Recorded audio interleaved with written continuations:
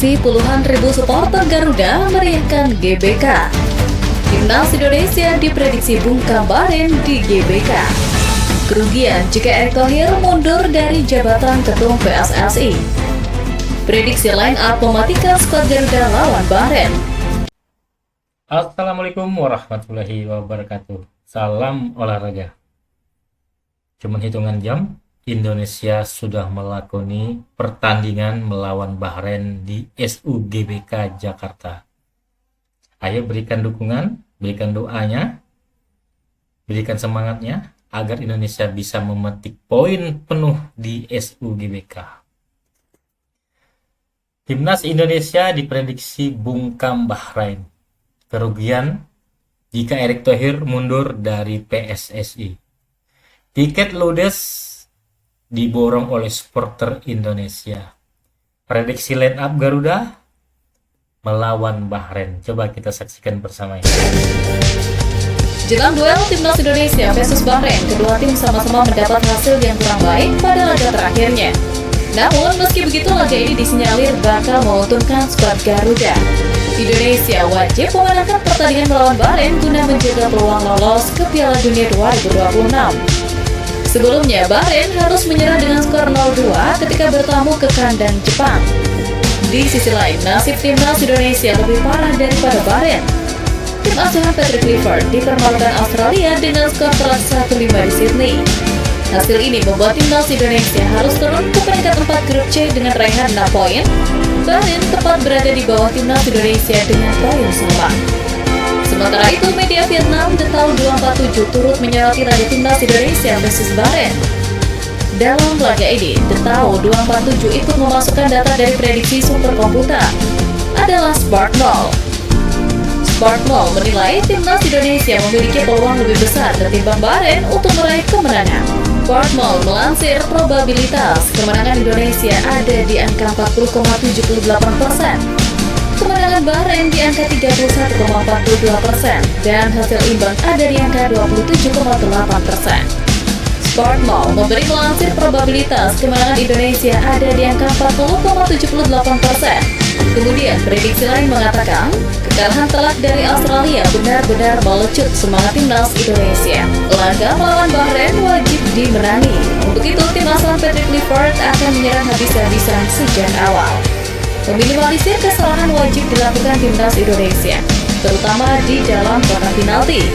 Jika mampu melakukan itu, tim Garuda berpeluang meraih kemenangan besar atas Bahrain. Kehadiran Ragnar Oratmangun membuat Clifford akan memiliki lebih banyak pilihan. 1. Proyek naturalisasi kacau. Salah satu dampak negatif yang bisa mencuat apabila Erick Thohir memutuskan mundur dari Ketua Umum PSSI ialah hancurnya proyek naturalisasi yang selama ini sudah dilakukan secara intensif oleh federasi. Para pemain yang awalnya sudah berminat dan bersedia untuk memperkuat Timnas Indonesia bakal menghitung ulang rencananya untuk menjadi WNI karena pergantian kepemimpinan tersebut. Apalagi pemain-pemain yang kini sudah menjadi WNI dan memperkuat Timnas Indonesia sebagian besar berasal dari proyek naturalisasi yang dilakukan di masa Erick Thohir. 2. Stabilitas federasi. Mundurnya Erick Thohir sebagai Ketua Umum PSSI tentu bakal menimbulkan gejolak baru di lingkup internal federasi. Pasalnya, proses transisinya bakal membutuhkan waktu dan energi yang luar biasa. Perubahan kepemimpinan ini juga berpotensi menimbulkan kegaduhan lantaran perebutan kekuasaan di jabatan tertinggi federasi. Sejumlah pihak bakal saling berebut untuk menguasai PSSI. Hal semacam ini tentu bisa menimbulkan gejolak yang mengguncang federasi. Sebab ada pula potensi munculnya para mafia yang ingin mengambil alih kemudi PSSI.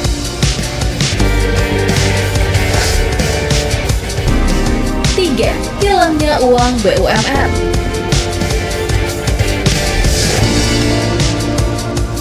Selama Erick Thohir menjabat sebagai Ketua Umum PSSI, jabatannya sebagai Menteri Badan Usaha Milik Negara memang menjadi salah satu keuntungan yang membantunya mengelola federasi dan kompetisi. Sebab Berkat status ET sebagai Menteri BUMN, ada banyak perusahaan plat merah yang didorong untuk menggelontorkan dana besar sebagai sponsor. Misalnya, BRI kini jadi sponsor kompetisi Liga 1. Pegadaian ditunjuk menjadi sponsor Liga 2. Sedangkan beberapa perusahaan telah hadir sebagai sponsor Timnas Indonesia, misalnya Garuda Indonesia, BRI, Mandiri, dan beberapa perusahaan lain. Sejarah baru akan terukir di laga Timnas Indonesia versus Bahrain yang berlangsung pada 25 Maret 2025 mendatang di Stadion Utama Gelora Bung Karno, Jakarta. Dengan tiket yang ludes terjual, pertandingan ini berpotensi menjadi pertandingan dengan jumlah penonton terbanyak dalam putaran ketiga kualifikasi Piala Dunia 2026 zona Asia. Diketahui, dukungan dari para supporter merupakan salah satu faktor kunci dalam sebuah pertandingan sepak bola. La Grande Indonesia, kelompok supporter yang setia mendukung Timnas Indonesia, selalu hadir untuk memberikan dukungan penuh di setiap pertandingan. Menjelang laga krusial melawan Bahrain pada hari ini, Stadion Utama Gelora Bung Karno, mereka telah merancang koreografi khusus untuk menyemangati skuad Garuda. Koreografi tersebut akan dilakukan di Tribun Utara. Mereka memanfaatkan berbagai pernak-pernik, salah satunya bendera. Untuk berpartisipasi dalam rangkaian kreasi yang telah disiapkan, para penonton khususnya di Tribun Utara bagian bawah dan atas diharapkan memasuki stadion 2 jam sebelum kick-off. Lebih lanjut, kabar baik menyoal tiket diumumkan oleh akun Instagram Timnas Indonesia. Tiket reguler sebanyak 60.000 lembar telah habis terjual dalam hitungan hari. Sementara 10.000 tiket lainnya disediakan untuk tamu undangan termasuk sponsor dan pihak terkait. Ketua Umum PSSI Erick Thohir mengungkapkan rasa bangganya atas antusiasme supporter Indonesia terhadap laga ini. Sebelumnya, rekor jumlah penonton terbesar dipegang oleh pertandingan Indonesia versus Australia pada 10 September 2024 di SUGBK yang dihadiri 70.059 penonton. Dengan sold out-nya tiket laga melawan Bahrain, jumlah penonton diproyeksikan melampaui angka tersebut, menandai tingginya dukungan publik bagi Timnas Indonesia dalam upaya mereka menuju Piala Dunia 2026. Hari ini, hanya hitungan jam saja Timnas Indonesia akan menjamu Bahrain dalam lanjutan kualifikasi Piala Dunia 2026 di Stadion Utama Gelora Bung Karno. Untuk itu, inilah prediksi susunan Indonesia versus Bahrain. Untuk posisi penjaga gawang, ada potensi Emil Audero Mulyadi jadi pilihan utama. Selain memberi kesempatan debut, Martin Paes sedang dalam mental yang kurang apik setelah kebobolan 5 kali saat melawan Australia. Jika harus melakukan rotasi, inilah saat yang tepat. Ada latar belakang kekalahan 1-5 yang bisa menjadi argumen. Namun, pemilihan Emil bukan tanpa risiko. Ada positif dan negatifnya. Jika saat tandang saja Patrick Clifford bermain terbuka dengan formasi 3 back, apalagi bermain di kandang. Kiranya formasi 3 back tidak akan digunakan pelatih asal Belanda ini. Untuk posisi back kanan, sepertinya masih akan diisi Kevin Dix. Begitu juga posisi back sayap kiri masih ditempati Calvin Verdong. Sementara 2 back tengah diisi Jay Itzels dan Rizky Ridho.